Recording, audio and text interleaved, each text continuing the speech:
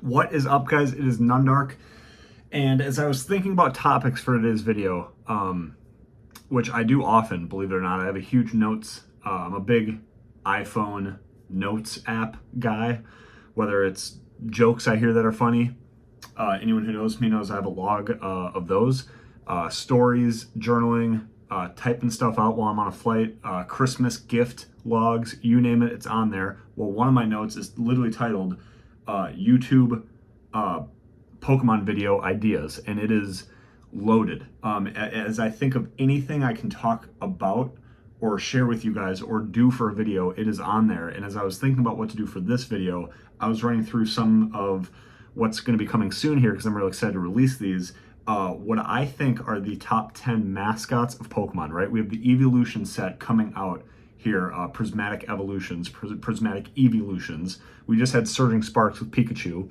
We know Charizard. Like, what are the actual, in my opinion, kind of almost like a tier list? Maybe we do a tier list of Pokemon mascots. Similar to that, there's the Moonbreon. Now we have the Sunbreon. I wanted to go over all the Moon and Sun kind of like themed Pokemon cards. It might be just Umbreons. There might be others, but like, what are the coolest Moon and Sun themed, like in your face, gotta have them Pokemon cards all the way back to literally like base set. And I think there's a lot in the Neos, and I think there's a lot in all of Pokemon, and then some obviously have like made the headlines for sure. But I want to go through those and show all those on the screen, and then maybe try to collect them all and have one page in a binder be the Sunbreon, Moonbreon, and all other Sun and Moon Pokemon.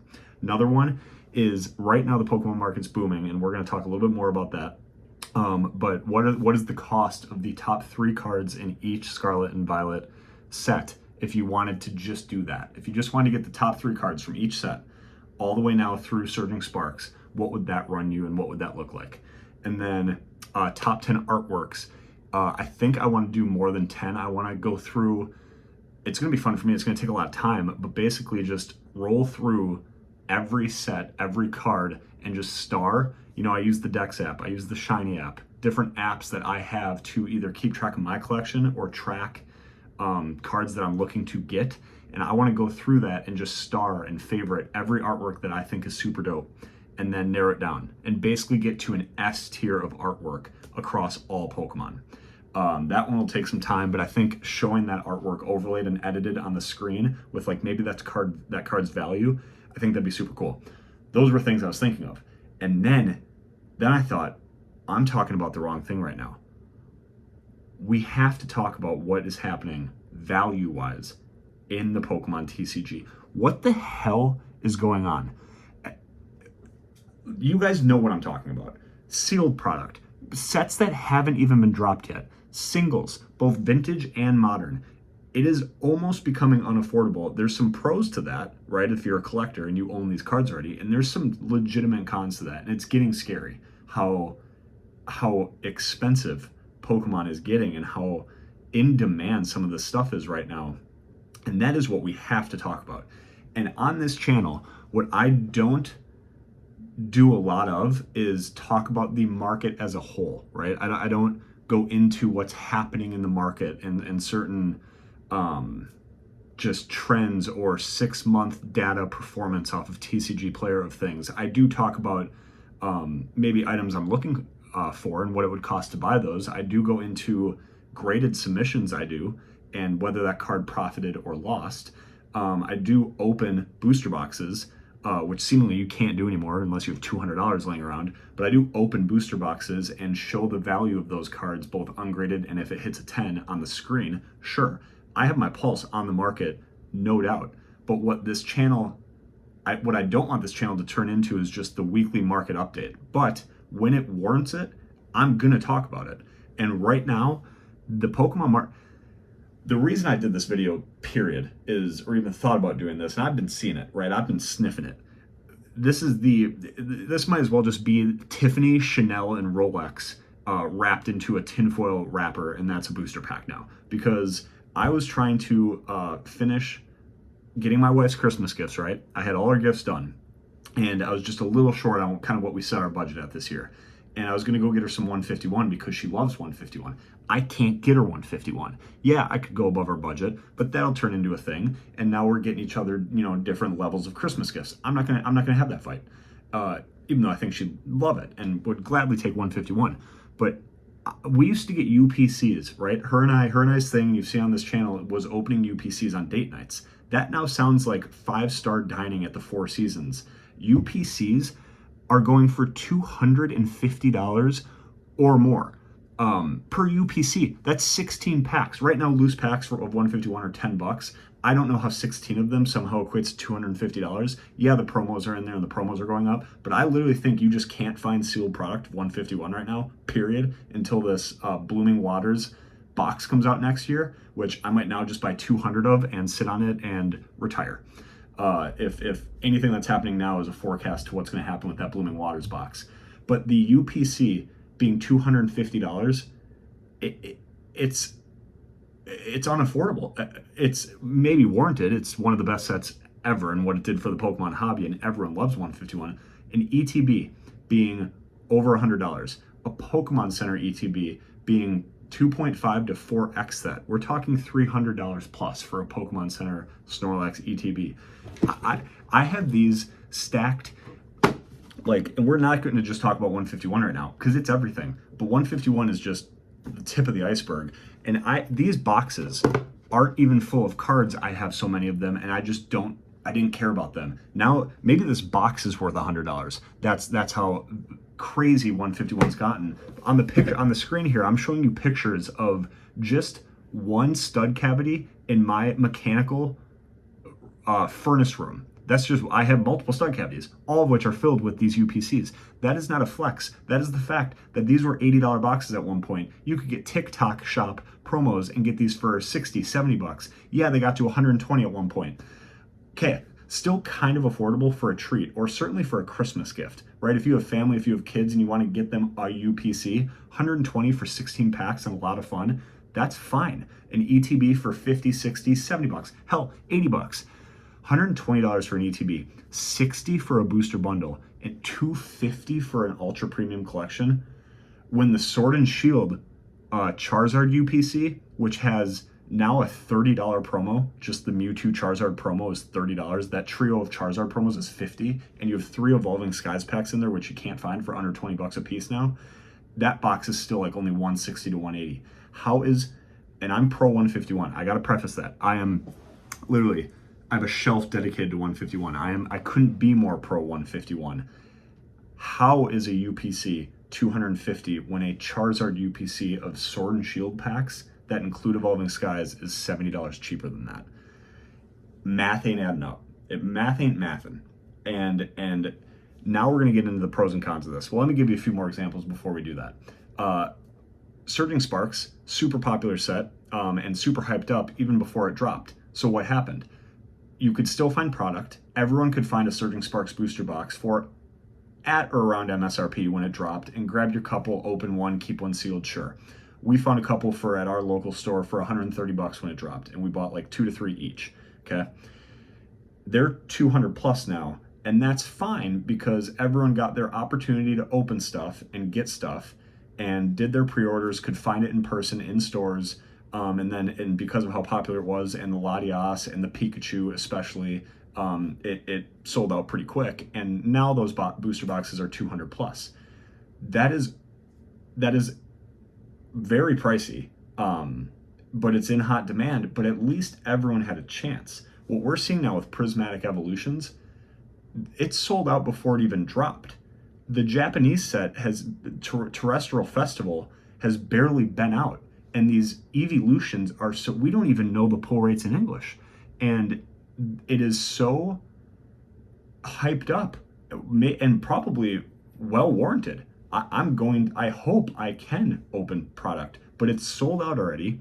You're seeing sealed product that isn't even in stores yet, completely sold out and being sold on the secondary market. Pre-order allocations are being sold on the secondary market for 2 to 3x MSRP already. We don't even know the pull rates.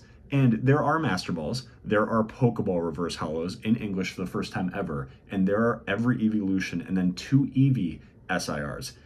I am not denying this is going to be the set of maybe all sets, and it's Evolving Skies 2.0, but it's actually kind of the format of Crown Zenith, right? Much easier pull rates, no illustration rares, just a bunch of SIRs, almost like a Galarian Gallery. We get it. I'm here for it. I don't even know if I'm going to be able to afford to open any of it, and that's my problem. The Japanese booster boxes, right, they went up from like $55 to now $80 to $90. We can go afford, not everyone, and B, not often, myself included. I'm not going to go just getting Terrestrial Festivals boxed for $90 after work every day. But it's a price that you can kind of stomach and budget for. There are no booster boxes in the English set. So you only get ETBs, these sealed,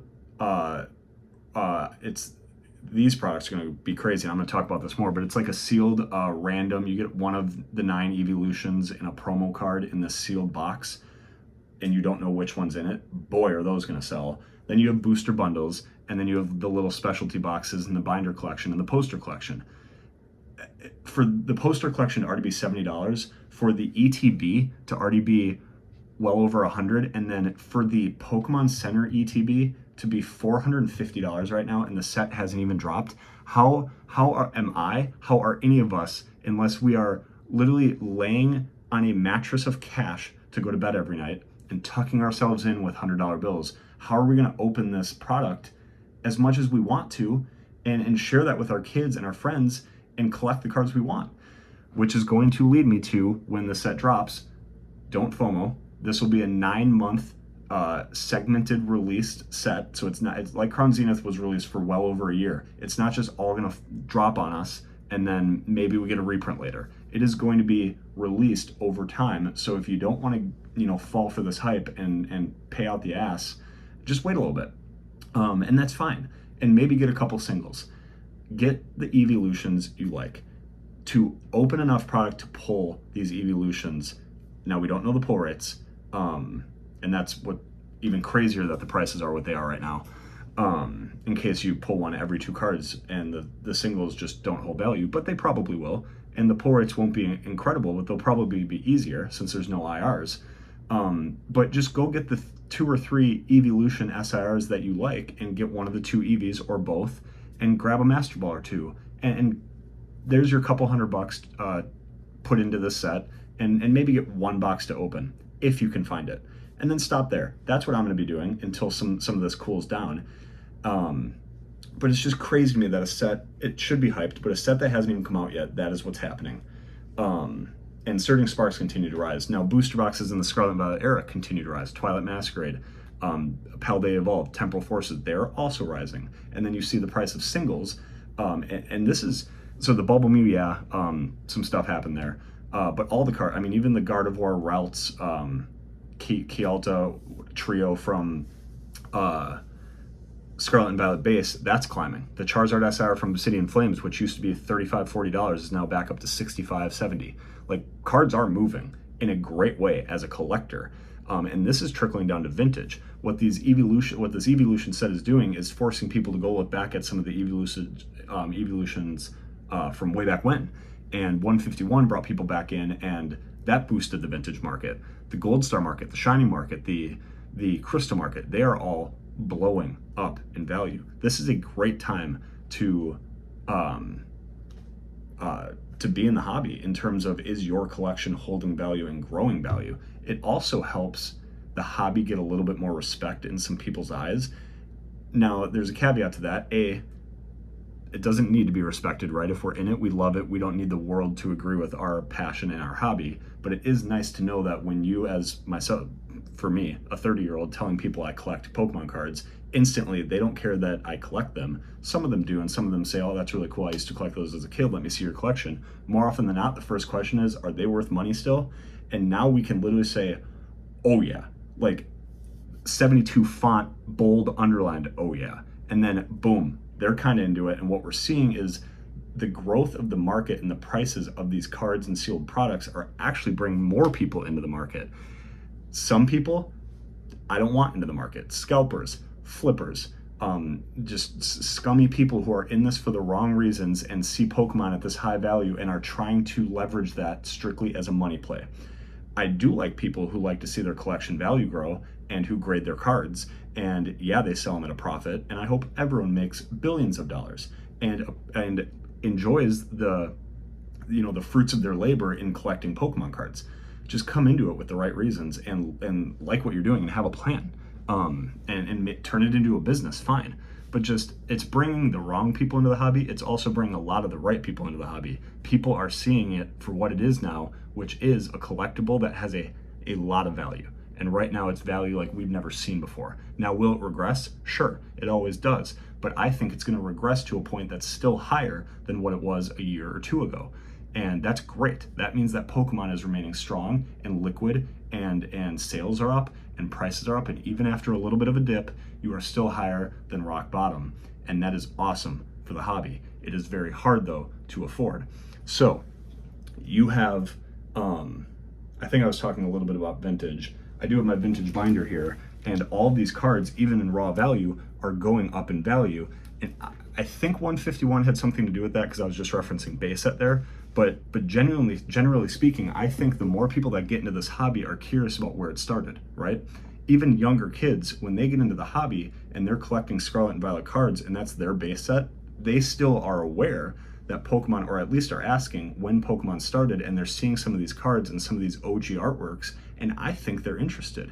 And I think these Scarlet and Violet sets that pay homage to some of these original Pokemon is piquing that interest. And as modern market grows, vintage market will follow, and I believe the reciprocal is true as well, as long as modern doesn't go too far away from some of those OG Pokemon. You need some of those mascots, you need some of those staples, but boy, demand right now is off the charts. So I think I've already talked about all of them, but I'm going to summarize here. The cons of what is happening right now, because I'll end positively, that is what I'm about and what I want to keep this channel about. But the cons right now is, it is, for some of the sets that everyone wants and wants to open, it is becoming legitimately hard to afford them, to afford sealed product, to open things for fun, to get gifts for people, and just not have to stress about every Pokemon purchase you make. And now there's ways to try and avoid that. Maybe it's going after singles instead of sealed product. Maybe it's certainly not ripping open your sealed product, but you shouldn't have to feel like it's one or the other every time. I don't know. It's just, it's great to see the health and value in the hobby right now and the hype, but to a point. And it is getting legitimately borderline unaffordable right now. That's a negative. 2, it's bringing some of the wrong people into the hobby. 3, it is forcing you to have to look at offloading some of your collection to get some of the things you want, and now your collection's growing in value, so that's awesome. But it's just, I don't know. I don't know. Maybe there's not an actual third, but this is more of a rant as to how unaffordable some of these things have. Oh, and then supply. So maybe it's not an affordability issue. Maybe there's just not enough supply, and I think supply has grown. But the demand in the hobby, you go into stores now, I can't go, and I don't even like shopping at Target. I'd rather support my local game stores, local card stores, and buy from them. But when they are out of their allocation or don't even get an allocation for some of these in-demand sets, and then I go to Target to, pay more than I should for ETBs, because that's just what Target does. And I'm a fan of Target, but you're going to get an ETB for $60 when you can get it from $40 from your local game store, which I'd rather support. I'm going there, and there's nothing there either. So you can't even, let's just take money out of it right now, and let's take all the scalpers and people coming to the hobby out of it. I can't even find the product I want to buy. And now I'm going on eBay or TikTok Shop or the black market for a 151 UPC for my wife, and it's $250, and I can't afford it. That is the negative. Now, on the flip side, what it is going to teach people to do is, when sets drop, try and refrain from the FOMO. And when it's unaffordable, it's easier to do that. Get a card or two that you like, buy singles. Wait for the hype to die down, and then get the singles. Right now, Surging Sparks is holding quite well, and the Pikachu is still a $450 Pikachu. but give it some time. Maybe the Pikachu defies all logic and continues to grow because it is the mascot of Pokemon.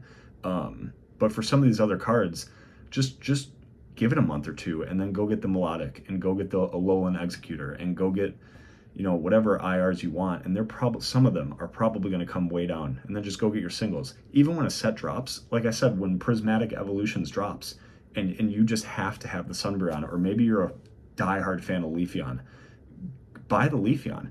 Open a box, and if you don't pull the Leafeon, buy the Leafeon, and then there you go. Call it good. Save your money, don't go crazy, and don't make a poor decision.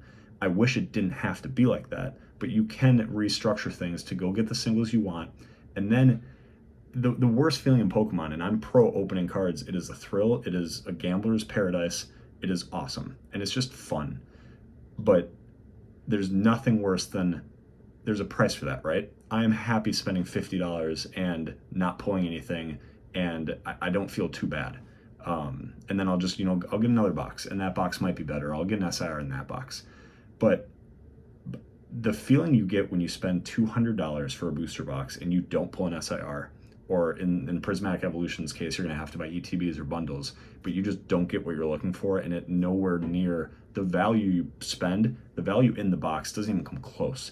That is a defeating feeling, and I don't want anyone to experience that. I think we all have to some extent. So what you can guarantee is, even if you pay a lot for the single card, and even if the evolutions are going to be overpriced, and maybe because they're in so demand, maybe they're not overpriced, but they're just super expensive, and every evolution is $100, $150.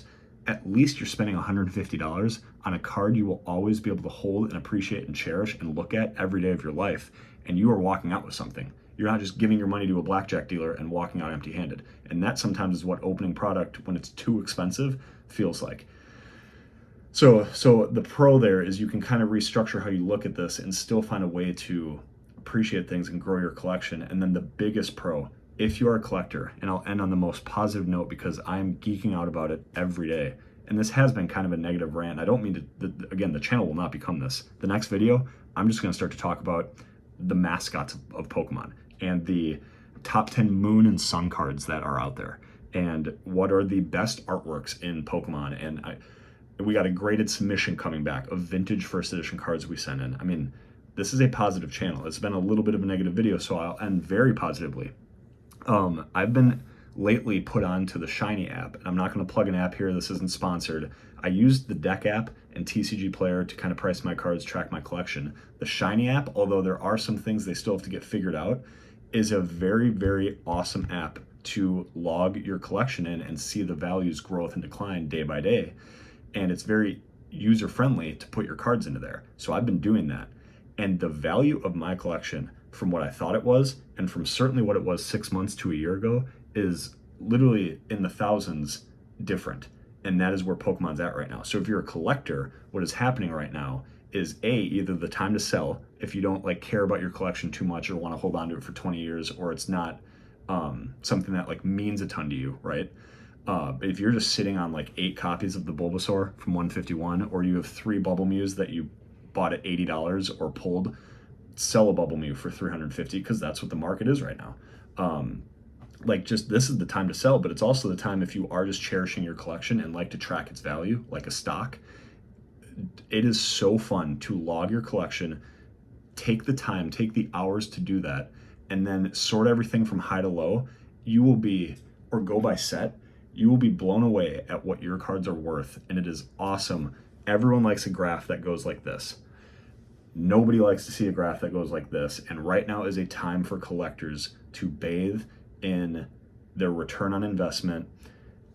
It's just incredible. So as a collector who is very proud of his collection, who has a binder worth of vintage cards, right? I'm getting very close to having every WotC card in Holo mastered, and I'm still plugging through it, but I also have a completed Paldea Evolved, Crown Zenith, 151. There are sets that I love, and I don't seek master sets for every set. Those are actually the only 3 modern sets that I have nearly mastered, and they're my favorites. And just to see what those cards, a Paldea Evolved Meryl, my cousin and I were just talking about this, shout out Nate, for like an hour last night. The Meryl is a $20 card, and it's a beautiful artwork. It should be $20, but it's always been 8, 10, 12, and then just boom, 20. The Sprigatito, IR, 12, 13. This iron crown dropped to like 50 bucks. It is now back up to 75. So as a collector, all I'm telling you is when you have cards like this and they settle down a little bit, or they stay stagnant, or they tank, and then you randomly go into an app or log your collection and you see that this card, beautiful, beautiful card, would still love it even if it was $20. But when you see that it's back up to 75 or unprecedented territory, this Mewtwo V-Star from Crown Zenith, when my wife and I pulled it, was I think like a $30 card. And then for a while it was like 40, 45. This is now an $88 card, which is why I think this corresponding, artwork Charizard UPC promo is now like a $30 card, but this was always 12. So when this was 12 and this was 40, and now they're combined worth well over 100, that is so fun as a collector. So let's end the video with the positives there, that it's awesome to be a collector right now, awesome to be a seller. It is very difficult to be a buyer and very unaffordable right now, which is frustrating around the holiday season. But I hope, and I challenge all you guys to appreciate the hunt that is catching them all, right? If it was easy, everyone would do it. And if it was easy, it wouldn't be fun. So right now we are just faced with a challenge as collectors. Soak up what your collection's worth, do all that, whatever. But we're all still going to try to hunt cards. We're all going to still try to open up some of the new evolution set. We're all going to be hunters of Pokemon. That is what we do. We seek the cards we like. We go to stores. We open product, all in some capacity, all in different capacities, and there's space for everyone in the hobby. But we all like Pokemon, right? So now this just adds a new wrinkle to it. It's to the moon right now, and it's unaffordable. Find a way to make it work for you. Find a way to still go get that card that you want. Find a way to go into a store and go look for that card that's on a deal, that's on sale. Maybe you can bundle a couple together, trade some of your collection in, which your collection right now is going to be at a high price too. So trade some of your duplicates in and get that card you really want. Open that one box, so maybe don't splurge on 3. There's still ways here, and I challenge all of us to still go catch them all and still have fun in this thing, but be weary, but enjoy the fact right now, right? There could be the reciprocal of this. We could be talking about how Pokemon is at the lowest of lows, and now the pro to that is you can go buy whatever you want. You can go open 2 booster boxes a day. You can go get every card you've ever wanted, but your collection is worth nothing. On the flip side here, it's going to be hard to do and hard to find and hard to open product, but our collections are growing. The market is in a very healthy spot, and people are talking about it. These sets, Surging Sparks, 151, the Terrestrial Festival Evolution set, Prismatic Evolutions, that's ADD memory fog there at its finest, once per video minimum. But all and then we have the Team Rocket Returns set, or the Origins of Team Rocket, or whatever the Team Rocket one is. And then we have another like Gym Heroes caliber one where I think it's like the Partner Pokemon set. These are all coming in 2025. And then the Blooming Waters box bring 151 back. We couldn't be in a better spot for the buzz to be palpable about this hobby and the market to reflect it. So let's enjoy it, but just be careful. Tread lightly. And we got a bunch of fun videos coming. So subscribe. We have 1 week left till the giveaway ends on my last video. I like to reward those who stick around and appreciate this channel for what it is with these little tidbits, so I don't start my videos with it. But the last video I uploaded about a week ago was thanking everyone for the milestone of 1,000 subscribers. We're already at 1,200. That's mind-blowing to me that we gained 20% on what took 13 months. And I just love to see the channel's growth. I appreciate all of you. But in that video, if you subscribe and then comment in that video and like that video, you will be included in a raffle to win 7 unique, either sealed or stacks of cards as a thank you. I want to thank more than one person, so I didn't just get like a booster box for one person. I wanted to at least have 7 winners. And that video is a cool story of kind of how the channel started and how it transformed into what it is today. So it's a little bit of a journey video, but just go to that video, subscribe if you want to be a part of the giveaway. If you don't, it's fine. And if you like this content, I appreciate you nonetheless. But most importantly, and that giveaway will end in a week, and we'll do a video there covering something and then announcing the winners there. But be a good person. Tell someone you love them. Thanks for listening to my 30-minute rant. That is the quickest 30 minutes has ever gone, ever. My food is going to be cold upstairs because I said it would take 10 minutes to do this. We're at 30. I don't know how that's possible to talk literally about just how Pokemon's going to the moon. If everything in life made time fly like that, we'd be living good. And that's Pokemon, baby. Be a good person. Tell someone you love them. Me and Gengar will catch you in the next one. Peace.